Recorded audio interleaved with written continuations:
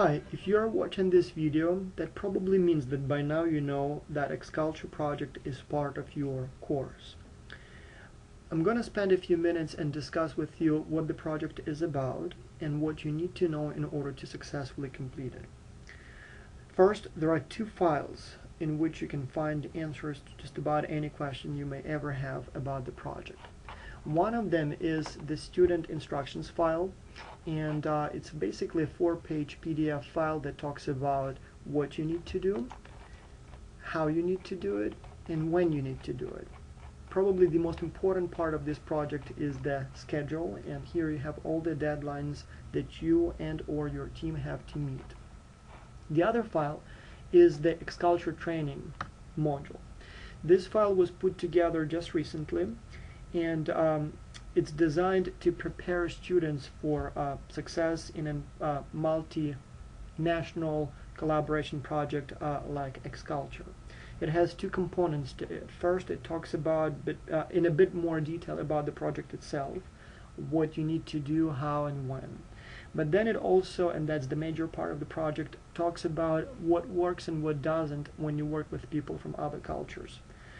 So the document discusses most common challenges that students experience in XCulture and how they can be resolved, tools and methods that are available to you in order to collaborate with your teammates, such as, for example, how to use Doodle, how to use Google Docs, Facebook groups, and whatever else your team may want to use, as well as answers commonly asked questions. Now let me briefly talk about the history of the project, and then I'll focus on the most important aspects that you need to know before you start the project. In terms of history, I teach international business, have been teaching it for a few years now. And when I was first offering my course here at the University of North Carolina, Greensboro, I thought it might be interesting or it might be useful if my students from my class here in the United States were teamed up with students from other countries and worked together in an international team or international teams for a few weeks maybe or a few months, and thereby gained some international collaboration experience. I thought it would be nice if I could find a professor who teaches a course like mine somewhere else and just work with him. One thing I knew though was that international business textbooks just about anywhere on this planet are very similar. They tend to have exactly the same list of topics covered in them, and they would normally start with economic system differences, then political system differences, then international trade, international marketing, international HR, international communication, the role of government in international business, and things like that, right? So knowing that the books are more or less consistent, I thought I should be able to find another professor somewhere in another country who teaches a similar course like mine. So I had that idea and I didn't know how to find that professor, so I thought I would send an email via the Academy of International Business and see if anyone would like to work with me. To my big surprise, I got, I believe it was like 50 replies within the first hour I posted that email in 2010. Lots of people responded. Many eventually couldn't participate because there was a difference in the schedule, or maybe there were some other differences. But we managed to have about 500 students from 7 countries in the very first semester when we did it. And that was in the fall of 2010, Northern Hemisphere fall. Now, ever since the project has been growing and we had more and more countries, more and more students participating every season, and last time we did it, we had about 2,000 students from 31 countries on 6 continents in 47 universities, if I remember correctly. And for this upcoming season, we actually have even more universities signed up, and chances are we'll have an even larger team. Now, with all those thousands of students from all those dozens of countries, what we do is we put students in teams. Normally we would have 7 students from 7 different countries, though occasionally we would have 5 or 6 or 8 students, and sometimes there would be only, let's say, 4 or 5 countries represented on the team. And those students work together for the whole semester as a global virtual team. They would have a task, and they would have a timeline to complete that task, and they are completely free as to how they collaborate. Some teams use only email. Others go as far as, have Skype video conferences, use Facebook groups, use Google Plus, whatever works for them. We provide training before the project starts, and so before you actually start, before you are assigned to a team, you have to take the training, and then to show us that you've completed the training, you would have to take a training test. And so there will be questions there, like, for example, what kind of instrument is most suitable for translating text from one language into another? The answer is Google Translate. What would be a tool to schedule a meeting? The answer is Doodle. What does Google Plus do? And you explain that.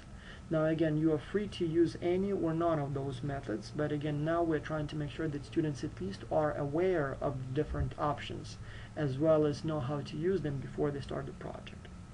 Now, let me go to those two files that I mentioned at the beginning of my presentation and talk a little bit about those. First, student instructions file. Let me scroll down to the top. Now,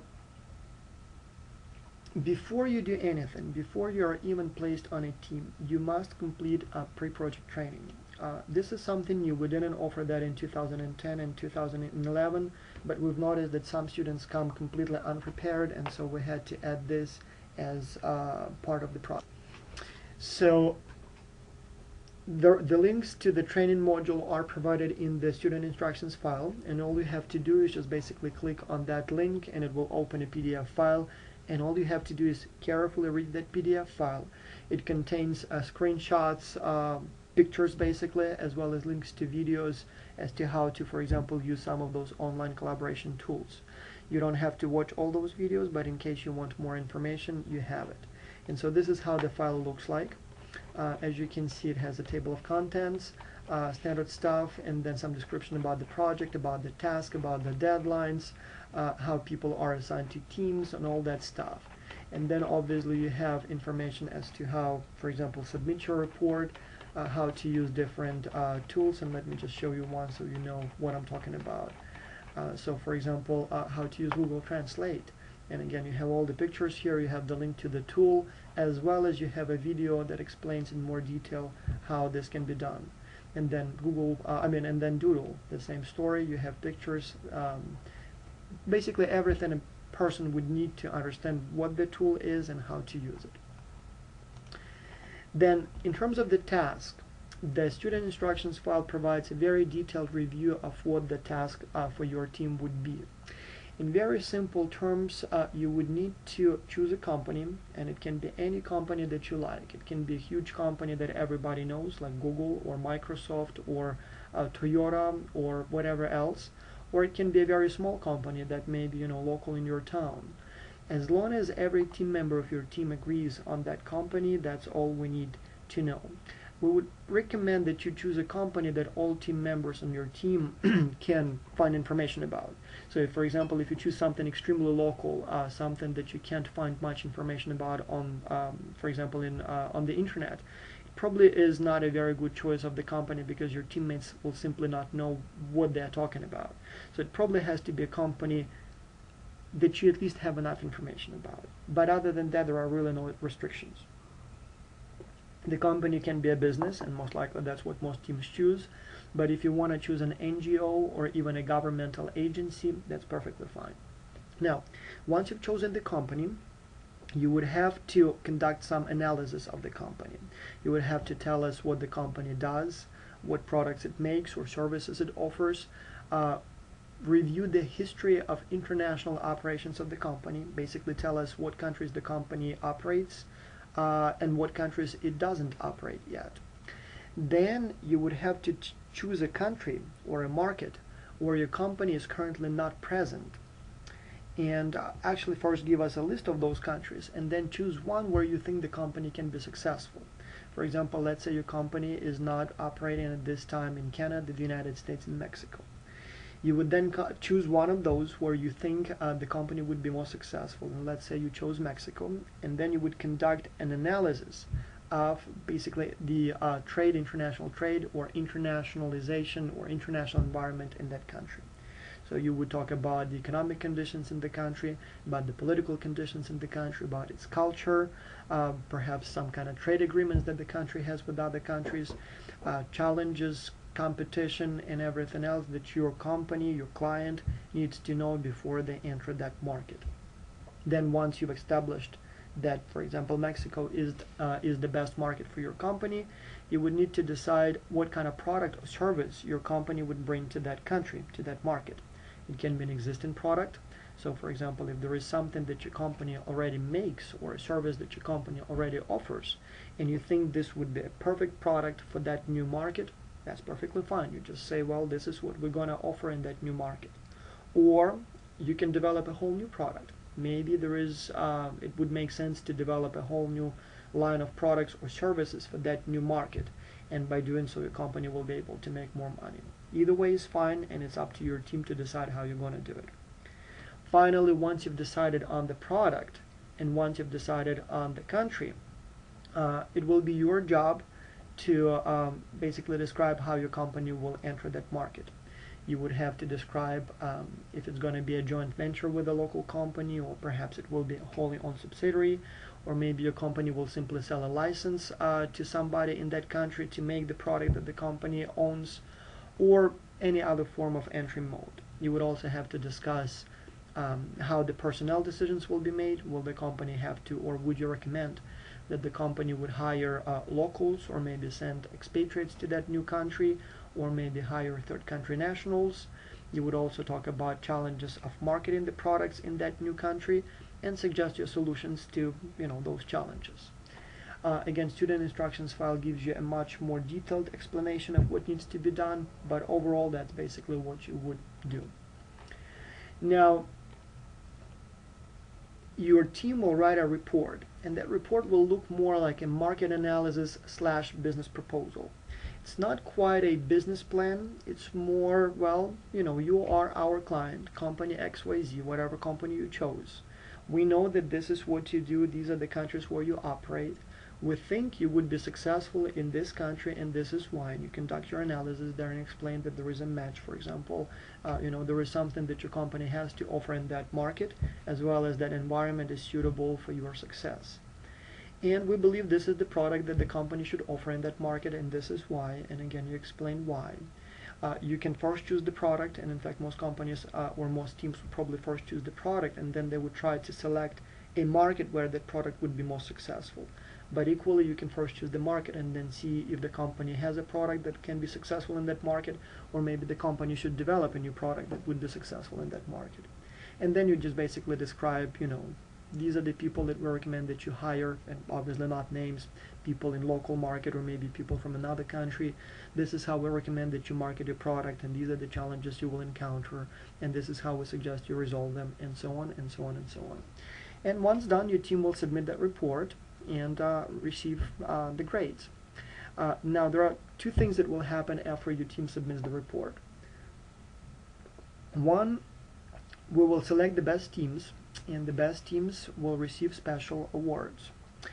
Two, or part of 1A, I guess, the members of the best teams will be invited to an international conference.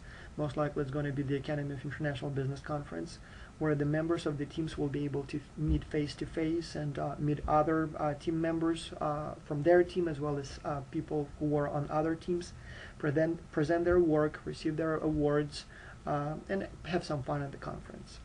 For the very first time, we're doing it in 2012 in the fall at the Academy of International Business Conference, the United States Southeast chapter. It's going to be in Florida this year.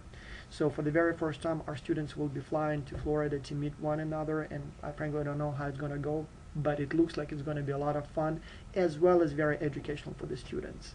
We will see which conference we will try to do it at next year, but most likely it will be, again, the Academy of International Business, the United States Southeast chapter, and then probably we'll try to do it also in summer at the Academy of Management International, Academy of International Business, the global chapter, which will be, I believe, in Turkey this year, or next year. So that's one thing. Second, we are trying to engage companies for which you're writing your proposals into the project. Our hope is that those companies will get involved in our project, and who knows, maybe one day even offer, like some reports, so much that maybe even offer jobs or internships to the students who wrote those proposals. Obviously, we also would like to get some sponsorship money so that the conferences that I was talking about, the students don't have to pay for their tickets, that we have the money for that. We'll see how that goes. At this time, for example, in this year, we will have some travel stipends. They will not cover all the expenses of all the students, but at least a few students will receive some travel stipends that at least partially cover their expenses, and hopefully will make it easier for them to come to the conference in Florida. Now, the student instructions file provides very detailed guidelines for how to structure your report. You would have an executive summary on the first page. You would have chapters that correspond to the questions that you have to answer. Like, for example, you would have a chapter that discusses or reviews the organization. Then you would have a section of the report that talks about the product or service that you recommend that the company enters the foreign market with. Then you would have a market analysis where you analyze what market would be most suitable for that product, or if your team decides to first choose the market and then choose the product, you would make those explanations there. Then you would talk about the environment in that new country, like basic population, area, economic development, all that stuff. You would discuss also economic environment. You would discuss political and legal environment, government, basically do an analysis of that new market. Then you would also provide your suggestions for the entry mode into that market, staffing decisions, marketing, as well as maybe attach some appendices and references. In terms of report formatting, again, I'm not going to get into the details. They are in the student instructions, but be very careful to follow them. For example, you will have a limit of 15 to 35 pages. It cannot be less, but it shouldn't be more than that. In fact, it cannot be more. There are some requirements for how big your margins, how wide your margins should be, what kind of font you use, and all that stuff. So please stick very closely with that requirement. Also, it is very important that you use proper citation method. And again, the file describes or provides you a link to guidelines how to cite work of others in your report. Needless to say that plagiarism will not be tolerated, so your report cannot be just a copy and paste of material from the internet. It has to be original work, but as you will be writing your original work, you probably will want to mention at least sometimes work of others. Maybe, I don't know, use some statistical references, maybe quote somebody, maybe provide some definitions provided by somebody else before. If you do, which is perfectly fine, make sure to cite your sources. Make sure that you do not represent or present work of others as your own. Now, and this is important and interesting, submitting your reports. The reports will be submitted through Turnitin. Turnitin is an online system or platform that allows not only to submit files, but it also automatically checks files for plagiarism. So every time your team, not every time, when your team will submit your report, it will be automatically checked for plagiarism, and all the instructors of all the students on your team will see that statistics right away.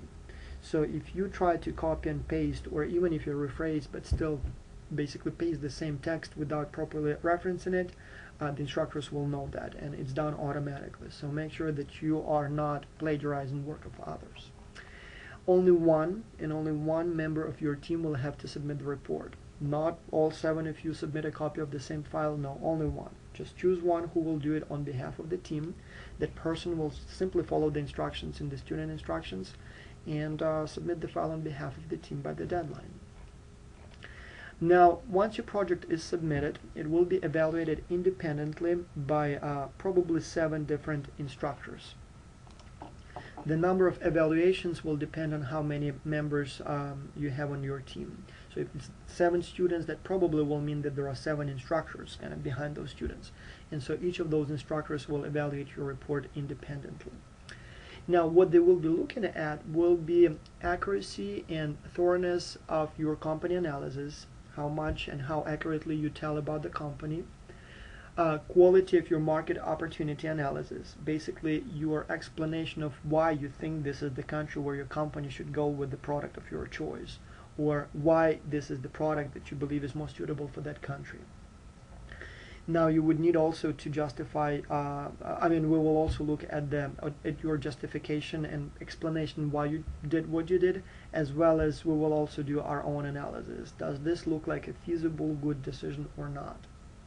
We'll also look at the creativity in your report. I mean, especially if you propose a new product, it will be definitely checked if your idea is creative as well as economically feasible one. And then obviously, quality of your arguments, quality of your how properly you use citations, quality of the formatting of your report. I mean, can it be read? Does it look neat? Are there many grammar mistakes in it? And so on and so on and so on. Clarity of your presentation and those kinds of things. Finally, in terms of your grade, we will also have peer evaluations. Once the project is over, you will be completing a post-project survey. And one big part of that post-project survey is peer evaluations. You will be asked to tell us what you think about your teammates, how well they worked, what they did, and basically how well do you think they did. Your teammates will be submitting the same information about you, and obviously teammates will not see each other's evaluations, but the instructors will. The teammates will be asked to evaluate economic contribution, commitment, quality of the contribution of, I mean, did I say economic contribution? Intellectual contribution. Intellectual contribution, time commitment, collegiality, and those kinds of things. So basically, your team members will tell us if you worked hard, or maybe just were sitting and never even emailed them. If whatever you suggested was useful or not. If you're basically a pleasant person to work with, as well as a person who can help the team. Now, another important thing that you will find in the student instructions file is the schedule. And so as you will see, there are 10 deadlines that you have to meet. For example, before the project even starts, you would have to complete the pre-project training. The way we would know that you've completed the pre-project training is you will have to complete a pre-project training test. And so there will be some questions there, multiple choice questions there about the project itself, about the methods and tools that you may use as part of the project, and depending on your answers we will know if you actually did complete the project training or not. There will be also a few other questions in the pre-project survey, like for example, do you have any prior international experience in that kind of stuff, and we'll use that information to match team members into the teams to make sure that all teams are diverse enough and skilled enough to complete the project. There are obviously a bunch of other deadlines. For example, once you will be placed on a team, and you will be placed on a team only after you've successfully completed the training test. No student who hasn't completed the training test will be placed on teams. The reason for that is, and before we didn't have that training test, before we would just place every single student on the team whose names are sent to us by instructors. The problem with that was that some of those students, not many, but there were some of those students who just wouldn't do anything. We have their name, we have their email, but they're just never participating. They may not have access to the internet, or they may not be interested, or who knows what else may be going on. Just like, some students never come to lectures or never do homework. So obviously if one student is not doing anything, the team suffers, and really it's not a big loss. I mean, if you have 7 students and somebody's not showing up for team meetings, or never emails you, not a big deal. You still have 6 students or so, you still can successfully complete the project. But it still hurts the team. Team doesn't know what to do. Should we wait for that guy or girl? Should we move on? So definitely that distracts the team and makes it difficult for them to focus on the task. So what we do now is we only place students on teams if they complete the training test before the deadline. If they can't, that tells us that either they don't have the technical capabilities to collaborate in a project like this, or they just don't care. If they couldn't find a few minutes to go online and complete the test, what does it tell us? It probably tells us that they're not going to do anything else. And so those students will not be placed on teams. Now, once you're placed on teams, you will receive an email with the names, emails, and countries of studies of all your teammates. Each of you will receive a personal email only with the names and emails of your team members. So not all 2,000 email addresses, but only the members of your team, 7 people. In about a week after the project starts, you will be asked to tell us who's participating and who's not. You basically will receive an email with the link to a survey, and there will be only one question: is your team working now? If there are any problems, you will be asked to basically identify the names of the students in your team who are not participating, and that information will be used to find those students and see what's going on. That information will be shared with the instructors, and so if there is a student XYZ who is not participating, the instructor will check with that student and see if the student maybe dropped the course, or maybe got sick, or something else is going on. Now there will be another deadline, deadline 3, by which you will have to agree on the organization for which you will be writing the business proposal. As I said, it can be any organization, big or small, as long as your team agrees on that, and as long as you have enough information about the organization, we are happy.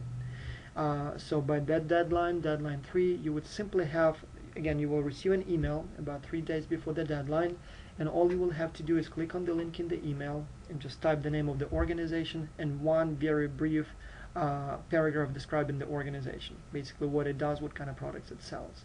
If it's an organization like Google, well, everybody would know what that is. You can just drop a few lines, and that's all we need.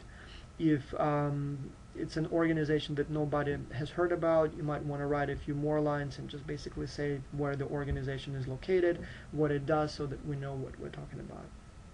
Deadline 4, but that deadline you would have to choose a product or service that your team will be writing the proposal for, and then deadline 5, agree on the market, basically a country where you suggest the country the company goes into. Now in most cases, most teams would probably choose first the product, and then they would try to choose a market that is most suitable for that product. But it's also perfectly fine that you first choose the market where you think your company would succeed, and only then you decide what products the company should be offering in that market. It can be an existing product, or maybe a whole new, or maybe somewhat adjusted or modified product would be most suitable for that market. Either way, we are fine with that as long as you're meeting the deadlines. See what works best for your team. Now, once you've chosen the market and the product and the company, there will be a couple progress updates. So there will be progress update 1 and progress update 2. All of those, just like the previous surveys, will not take more than a minute to complete, and all you will have to tell us is, well, my team is working. There will be a few questions, how far along are you? Have you completed any chapters of your report? Have you selected a team leader or not? Either way is fine. So there will be very few simple multiple choice questions, and it shouldn't take you more than a minute or 2 to complete each of those surveys.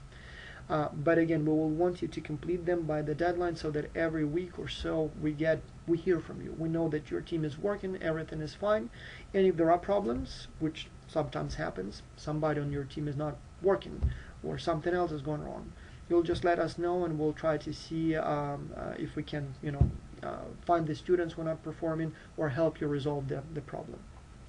Now, deadline 8, by that deadline you would have, and by you I mean each member of your team, would have to submit a draft of your team report. Now, it will be about a week before the actual deadline, so we understand that by that time you will not have the actual report written. In fact, we understand that most likely we'll just have a few pages written down, and most likely it will not even be a report, more just thoughts or ideas that you will be eventually developing into a more full report. This is perfectly fine.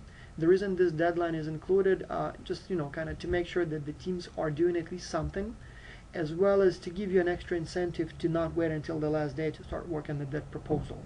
So all you will have to do is just, again, as always, you will receive an email 3 days before the deadline. There will be a link there to a survey. You just go to that survey and attach the file, the latest draft of your team proposal. As I said, it can be just a couple of pages of maybe some thoughts, or maybe you already have a lot of stuff written down. Whatever you have, just put it there and submit, so we will see that you're doing something. This report will not be evaluated, so there will be no grade for this report. All we need to do is just to see that your team is doing something. Obviously, with the draft, it is expected that all of you, all 7 of you, will submit exactly the same file, so that we see that you are all on the same page, that you all know what the latest draft is. But again, if there are some slight differences, that's fine. As long as we see that your team is doing some making some progress, we're fine. Then obviously deadline 9, that's when you will have to submit the final, properly formatted, full team report. And so this one will have to be submitted, as I said, through Turnitin. You will select one and only one team member for this deadline. Give him the latest version of your team report, and the team member will submit that report on behalf of your team. So with the draft, each one of you will have to submit a copy. So we see that all of you know what's going on. The latest, the final copy of the team report, only one copy submitted per team. One more thing, one last deadline. So once your team has submitted the report, there is one thing left: post-project survey. You will receive, as always, 3 days before the deadline, a link to that survey, and there will be basically questions there about your experience. How did it go for you? What were the challenges? How did you communicate? Who did what? Peer evaluations, that kind of stuff. It will take about 15 to 20 minutes to complete the survey, and so there are two main important reasons why we do it. One, we really want to know how your team did, what you did, how you organized your work.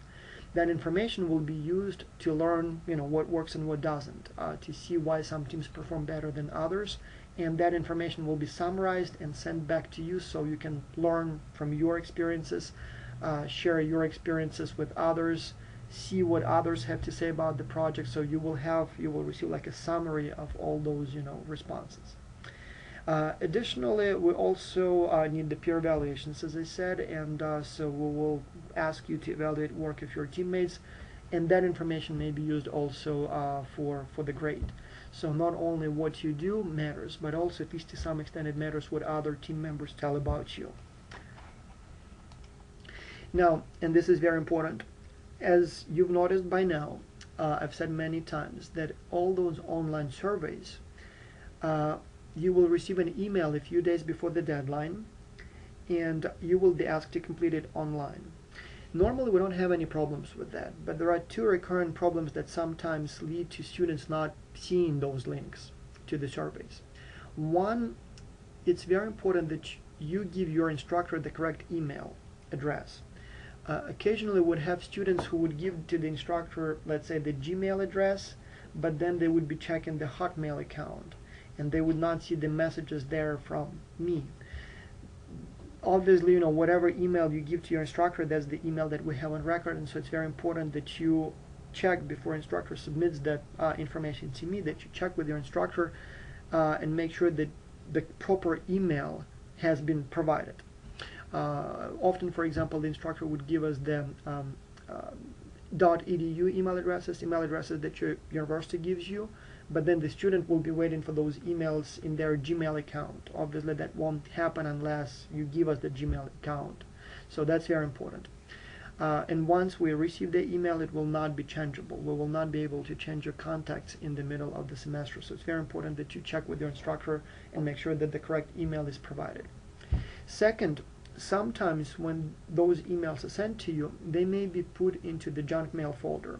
It happens virtually never, but sometimes it does. And so if it's the time for you to receive the link to the next survey and you're not getting it, chances are that you have received the email, but it just went into junk mail folder. So just open your junk or spam folder, and most likely the email will be there. It will come from XCulture or from Best Harris, from me, and you will see them there. So again, usually we don't have those problems, but just in case, keep that in mind. Now, all deadlines are Hawaii time. So if it says, for example, January 1st, that means midnight, January 1st, Hawaii. So that's, like if, for example, if you're, let's say, in Japan, that's January 2nd actually for you by that time. We have teams from all around the world, and usually a team from Hawaii, and so for them that would be the latest deadline. Finally, and this is very important, the title page of your proposal must look like this. You have a template in your student instructions file, and it's very important that you put there the team number, the name of the company, the country where the or for which you write the proposal, a brief description of the service, as well as names of your team members, and if there is someone on your team who didn't participate, well, that happens sometimes, so you just put the name there still, but say that the student did not participate. Now, talking about the XCulture training file, again, I definitely need you to read the whole file in details, but there are a few things that I would like to emphasize here. Well, one is how XCulture project is evaluated, how your grade is basically calculated. There are several things that we pay attention to, and I would like to say right away that pretty much all of them are based on individual performance, which means even though you work in teams, Your grade pretty much depends only on your individual performance. So if something goes wrong and you have a team member on your team that is not working very hard, don't get upset. It's not gonna decrease your grade. I mean, it may a little, but most likely not at all. So it's all about you and not really that much about the members of your team. So you have to work hard. And as long as you work hard, even if somebody on your team doesn't, you still will get a good grade. And vice versa. If the whole team works very well and you're the only one who doesn't do anything, you will get a low grade. So anyway, what do we pay attention to? We have the deadlines. So your ability to meet the deadlines. You have to do the pre-project training before the project starts. Then you have to send us a report, you individually, a report on how your team is doing. Have you been able to establish contact with your teammates? Then again, you individually have to tell us if your team has decided on the company that you will be writing the proposal for, then on the market, then on the product, and so on and so on and so on. So all those deadlines, all those short surveys that you have to complete, you have to do it individually. Even though most of the questions will be about your team, has your team decided on this or that? Are your team members working together? It's still you personally who have to do it. It's very important that as long as you submit the survey, you get the point. So it's not really that important. It is important what your answers are, but let's say you happen to have a team where nobody works and nobody does anything. As long as you inform us about that, as long as you submit that survey, for example, survey number 1, once the project starts, you will have to tell us if you've been able to establish contact with your teammates. As long as you tell us that, you know what, by now I've sent all these emails, nobody ever replied to me, but you submit that survey, you will get full credit even though nobody replied to you. I mean, this is extremely unlikely, but if that happens, you still get full credit for completing, for meeting that deadline. The same thing, for example, with the second deadline, choose the company. Even let's say out of 7 people something went completely wrong and 3 people are not participating, or even 4 people are not participating. As long as the 3 of you who are participating, doing some work, decided on the company and submitted that information, you personally said that, you know what, with our team, we sat down and we decided that we're going to do it for, let's say, Google or for Toyota, you get full credit. Even though half of your team didn't do anything, you personally still get full credit because you did meet that deadline. Obviously, again, we would like the whole team to work, and obviously we want you all to be working hard, but sometimes things go wrong, and sometimes you may have a team member who is not doing much work, but that will not have an effect on your personal performance, because most of the deadlines, in fact pretty much all of the deadlines, are your individual deadlines. The only deadline that is a team deadline, that's when you actually submit the proposal.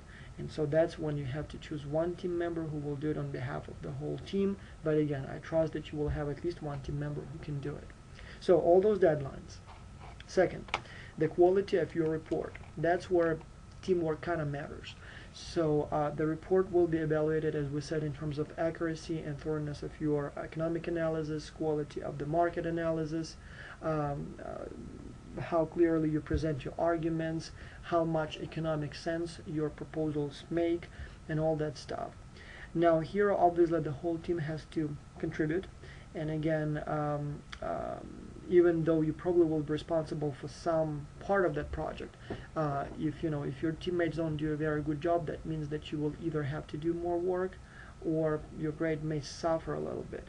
But again, in most cases, the instructors would just look at the report as a whole, and as long as the whole report does or is fairly good, you will get full credit for that part of the project.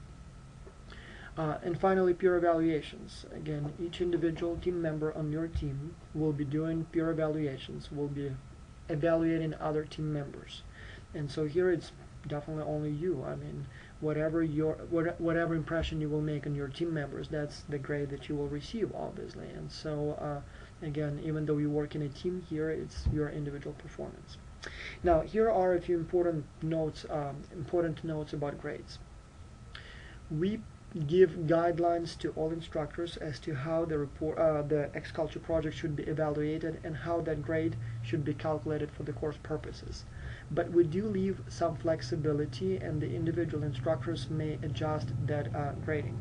For example, it is required that the XCulture project accounts for at least 20% of the total course grade. But some instructors may make it 30% worth, some may make it 25, and some may make it only 20.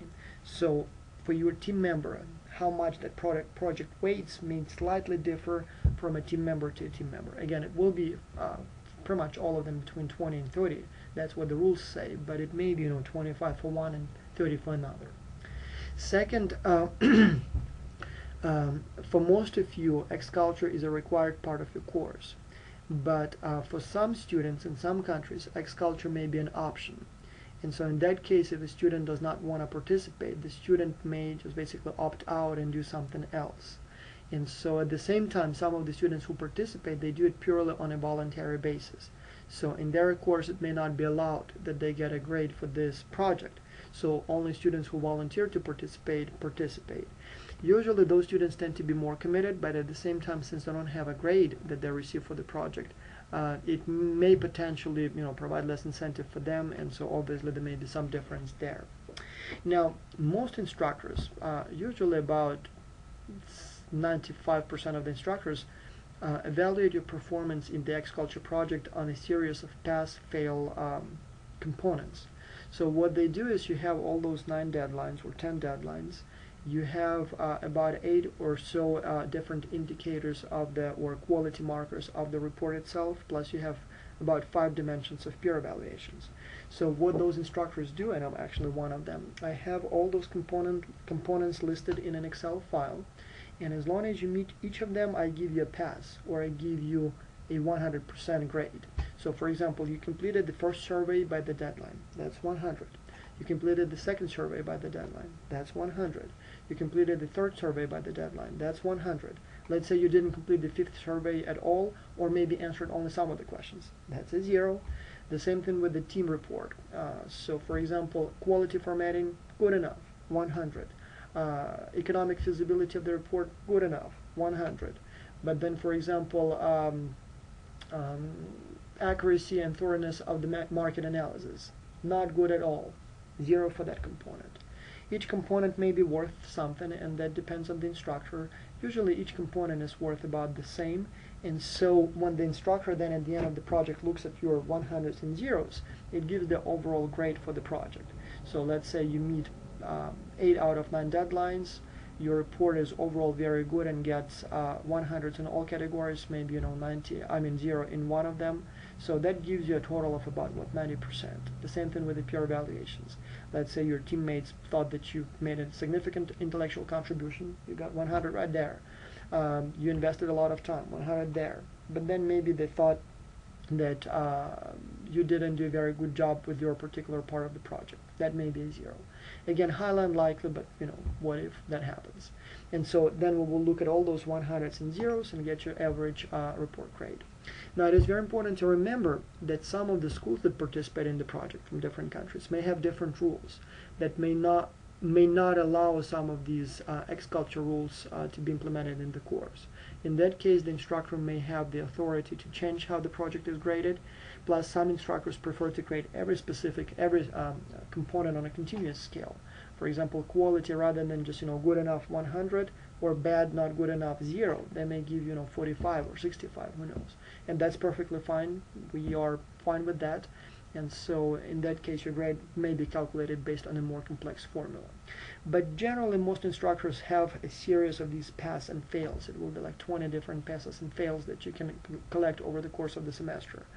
And so this way, we hope that students will have a little bit less stress. So this way, as long as you meet all the deadlines, as long as you meet the general quality expectations on each of the components, you get your 100s and you're guaranteed a good grade for the project, even if some of your teammates are not doing a very good job.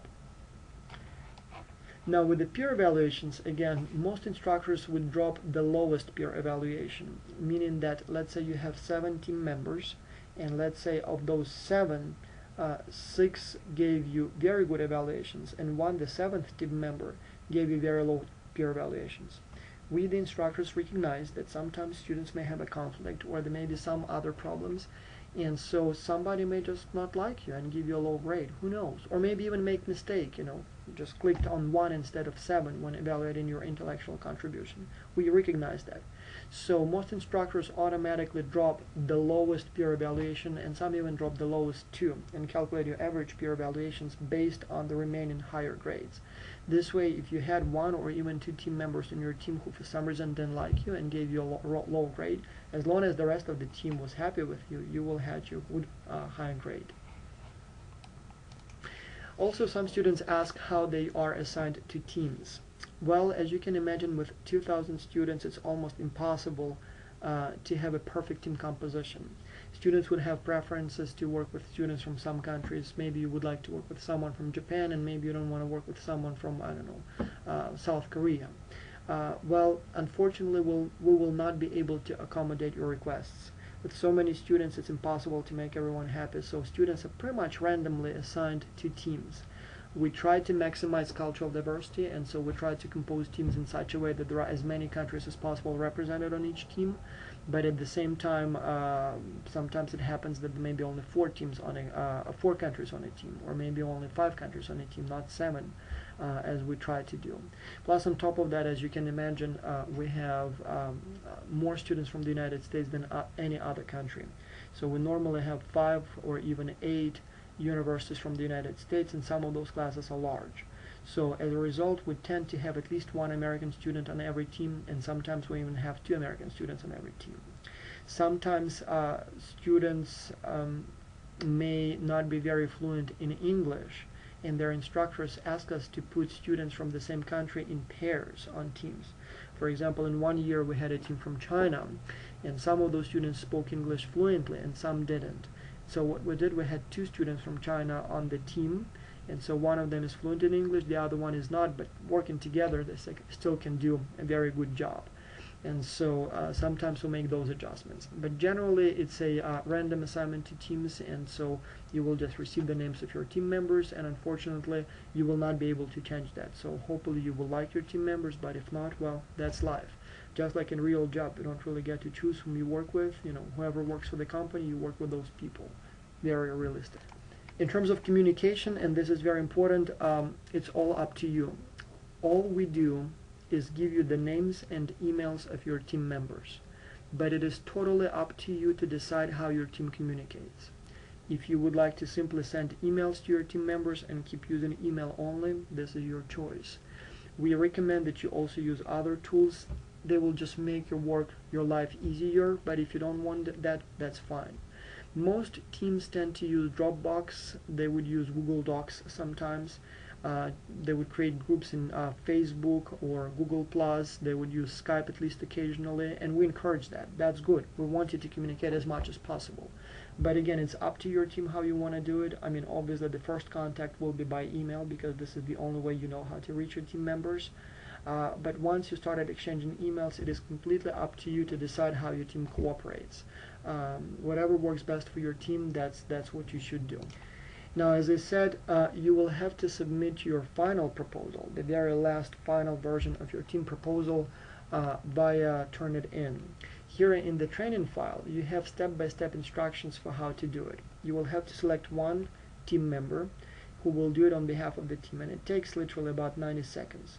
The team member will have to first create an account, then basically just upload the file, and the only really requirement is that the team report file name contains your team number, so that we know that it came from you. Other than that, it's extremely simple. Just follow these step-by-step procedures, and that's all you need to do.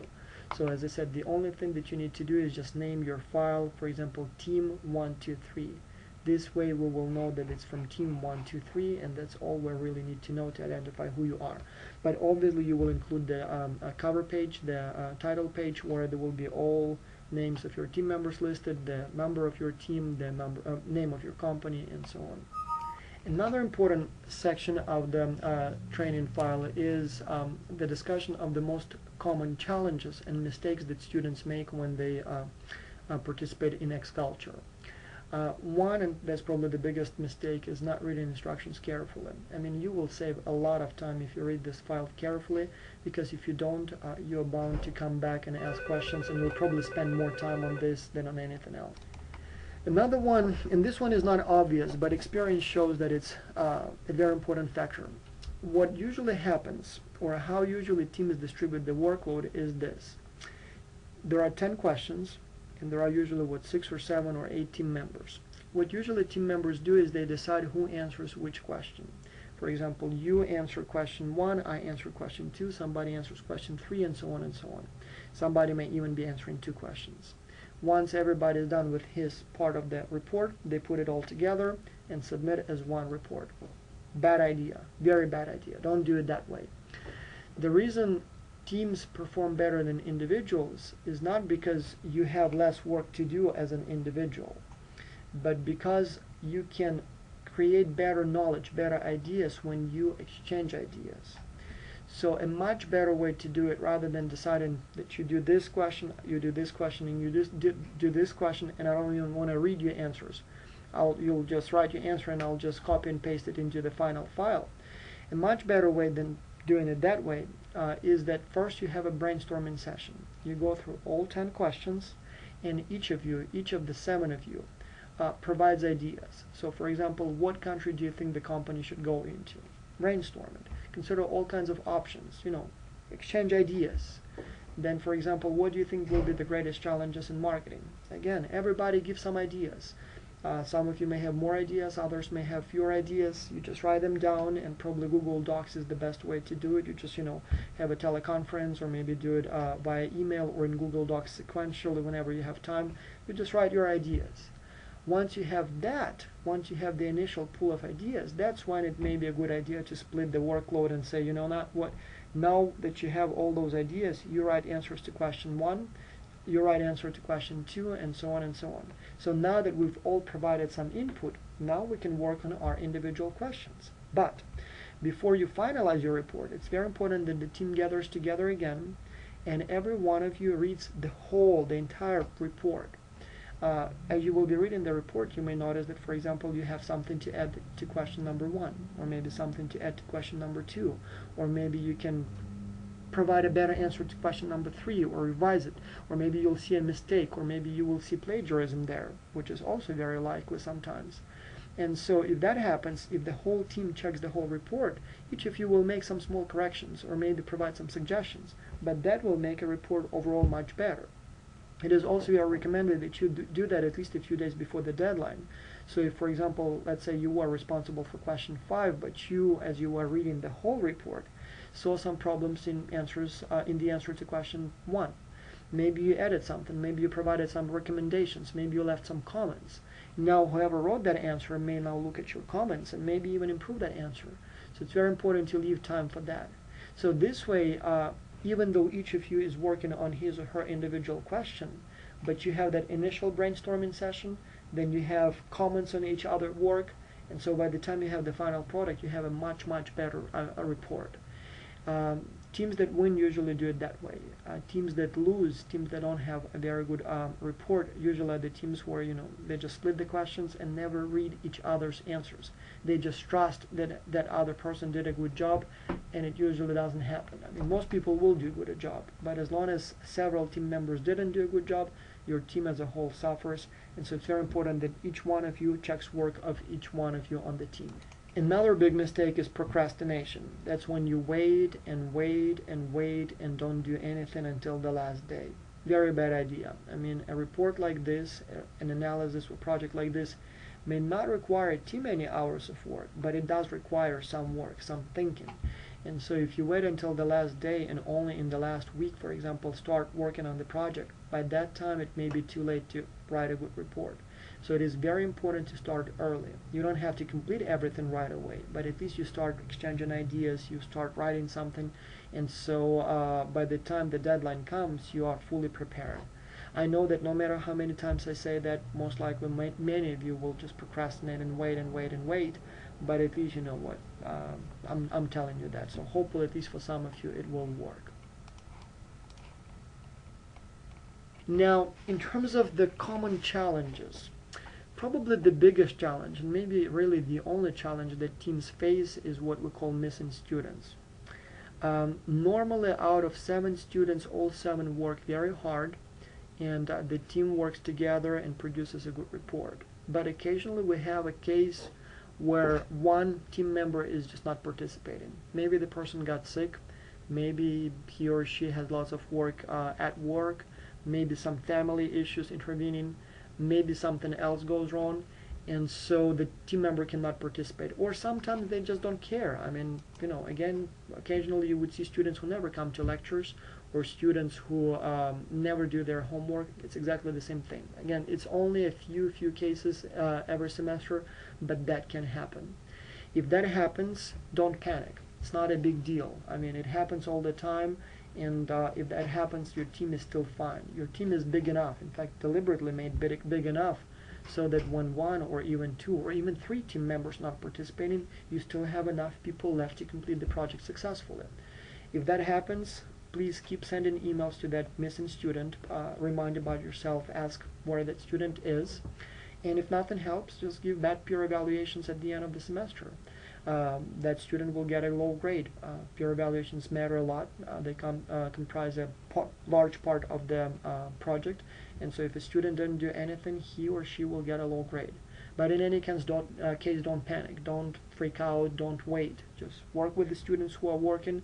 Keep sending reminders to the student who is missing, and and just do your best with the available resources. Another big challenge is leadership. Some teams may have a natural leader, a person who just tries to manage, and some teams may even elect a leader, but some teams may not have any leader.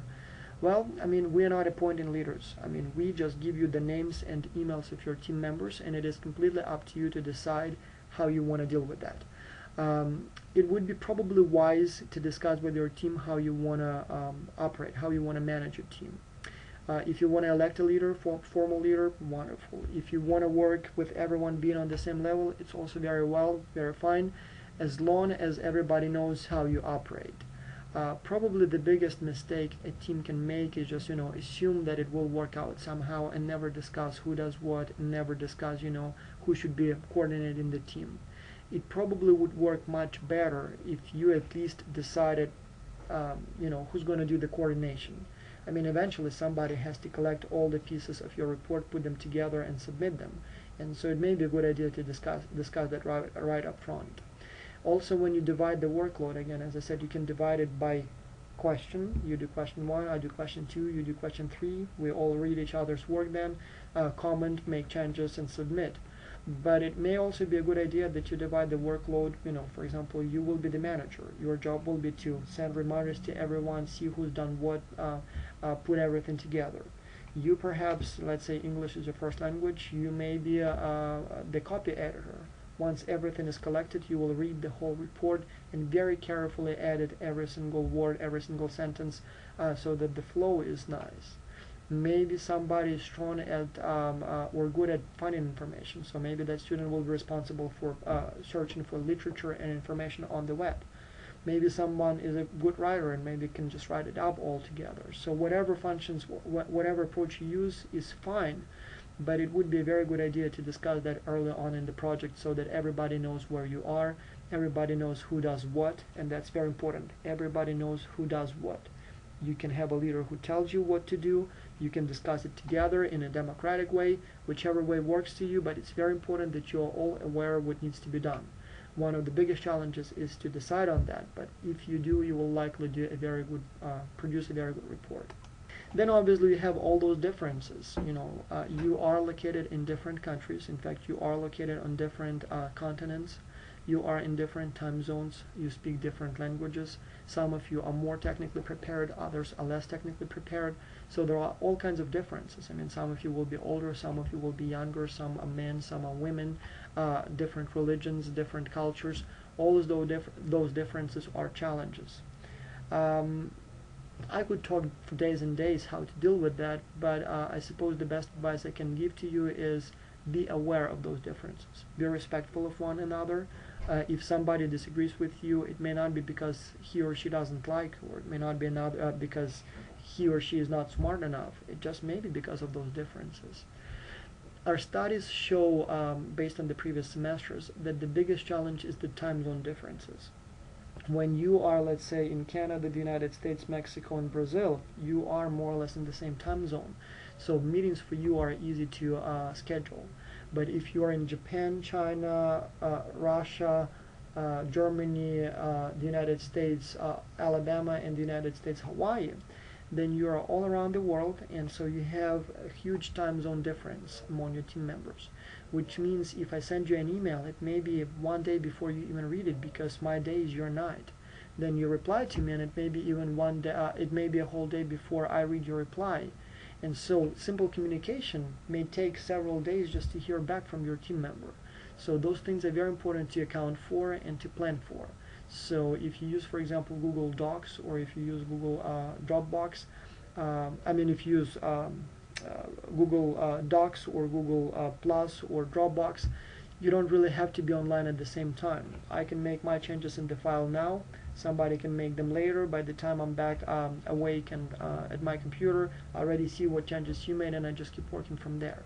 But again, many teams prefer to schedule a face-to-face meeting in Skype, for example, and for that it may be a challenge if you're in different time zones.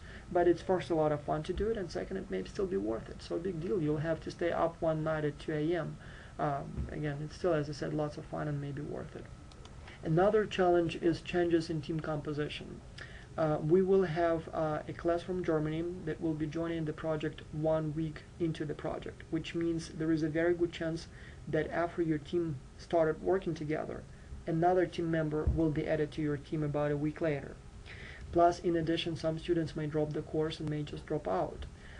There is also a possibility that somebody will enroll late into the course. So there is a slight chance that, in fact, there is a very good chance, it's almost guaranteed, that at least one of your team members will drop out and at least one will be added.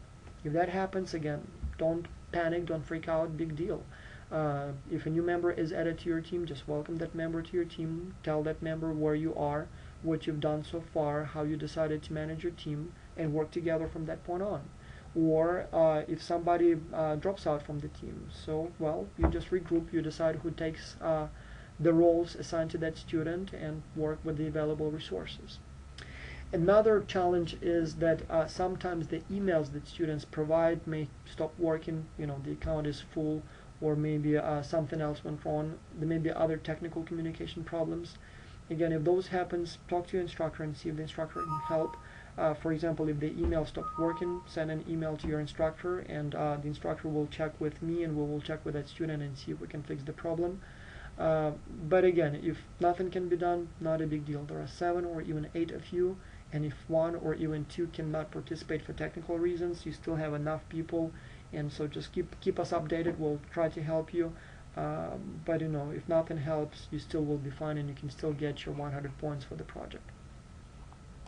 Now, the rest of the training file is a review of the online communication tools available to your team. All of them are free. You can use them, download them for free from the internet. Most of them don't even need to be downloaded. And so here we have a table that discusses what instruments we recommend that you consider for your use. And so we have here Google Translate, we have Facebook groups, we have Skype conference calls, we have Google Docs, we have Google Plus Hangout, all those kinds of things. And so here you will find information for each one of them is, what they're used for, and then with pictures, how to use each of them, like Google Translate. This is what it is, this is how you access it, this is what it does, and so on and so on. Doodle, how you access it, how it works, pictures. If you are not sure, or if you need more information, each of them has a link to a video online, and you can watch those videos and just get more information that way. Like, for example, this one is about Doodle. There's probably nothing more frustrating than trying to get a group of people. There's probably nothing more frustrating than trying to get a group of people. Yeah, and so you can see all that information right here, and I'm going to exit the file, but you just watch this short 3-4 minute video, and it explains to you how this program can be used, what it does, and very useful stuff, by the way. We get emails from students all the time who say that when they had to do it for the project, for the course, they felt it was a waste of time. But now they have jobs, and actually that's what they use all the time. In fact, they turn out to be much more knowledgeable than their team members at work. And so everybody looks up to them and says, oh yeah, you're so smart. Well, you can be so smart too. And so this is pretty much how the rest of the file is organized. Other than that, I guess I'm not going to go into details here. You can review the file when you have a minute. But other than that, there is really nothing difficult to the project. So as I said, you just do your best, and you should be fine in terms of the grade. It's a lot of fun. You work with people from different continents, from many countries. At the end, you will receive a certificate. And this is how a certificate looks like. So you will have one like this, and there will be your certificate with the logos of all the universities that participate in the project, and your name will be here. First, frankly, I looked at them as just pieces of paper, just kind of something that you can show to your mom or dad and say, well, see, I did something. But we hear so many reports every semester from students who say that this thing landed them a job. They had a job interview, they mentioned about the project, they showed a documented proof of international experience. The potential employer, the interviewer, will become very energized and say, oh, tell me more. Many students would then ask for a reference letter. They would provide my, for example, contacts or the instructor contacts, and the employers would call me and ask questions about you. We'll say that, yes, you participated, you worked with students from all around the world, you did well, and we recommend you for the job. And so for many students, this stuff actually was a matter of getting the job or not getting the job. Then we would have top teams, and normally it's top 10 teams, and members may receive more serious awards, something like that. So as I said, we will have a conference, and you will be invited to come to the conference as long as you successfully complete the project. And at that conference, so pretty much all students will be invited as long as your team completes the project, but then the members of the best teams will receive special awards.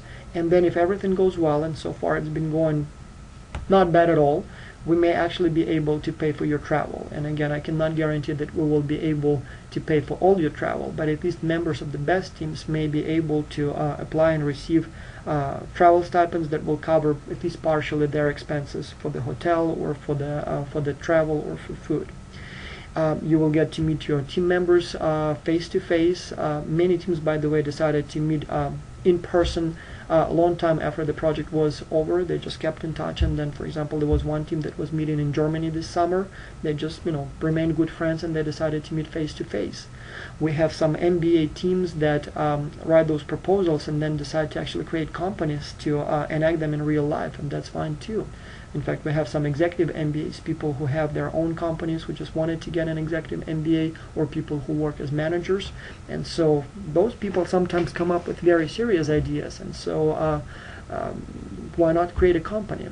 Plus, as I said, we will try our best to engage the company for which you write the proposal, share your proposal with them, see if we can engage them in some way.